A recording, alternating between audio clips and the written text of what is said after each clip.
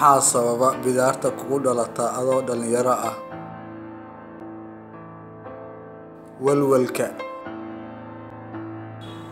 walwalku waa qayb ka mid ah nolosheena maalinlaha ah, laakiin walwal fara badan wuxuu sababaa haliso caafimaad oo fara badan sida dhiig karka.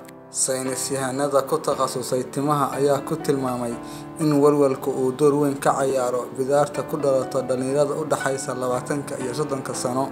Laakiin warka farxadda leh ayaa ah tintii kaaga biday muddadii aad ku jirtay walwalkaas in ay ku soo laabanayso haddaad maaraysid walwalkaaga, siisidna timahaaga fitamiinada ay u baahan yihiin sida fitamiin B-ga. Nafaqo darro. Cunto fiican ayaan cunaa ma aha mid u noqonaysa jawaab maxay iigu dhacday bidaarta anoo ku dhex jira da'da 20-ka. Laakiin haddii cuntadaadu aysan ku jirin nafaqooyinka lagama maarmaanka u ah taageeridda timahaaga iyo koridooda, waxaa kugu dhalanaysa bidaar. Cunidda cuntooyinka isku dheelitiran waxay u gudbinayaan salka timaha borotiinno, fitamiinis iyo maadooyin kale ee timuhu u baahan yihiin.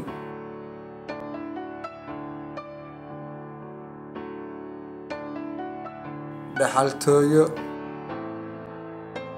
Daadashada timaha adoo da'yar waxaad ka dhaxli kartaa waalidiinta. Sidoo kale waxaa jirta arrimooyin dhaxaltooyo kuwaas oo badinaya ama siyaadinaya soo saarka hormoonka dihydrotestosterone kaasoo daadinaya tinta.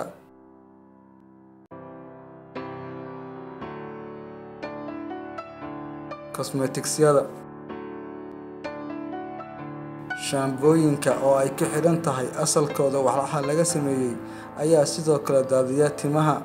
Sidoo kale waxaa timaha daadinaya cosmetics-yada ka samaysan kiimikaalska badan ee la isku qaso. Waxaa kaloo timaha daadsha kalarada la mariyo timaha iyo shallaynta timaha adigoo dhididaya.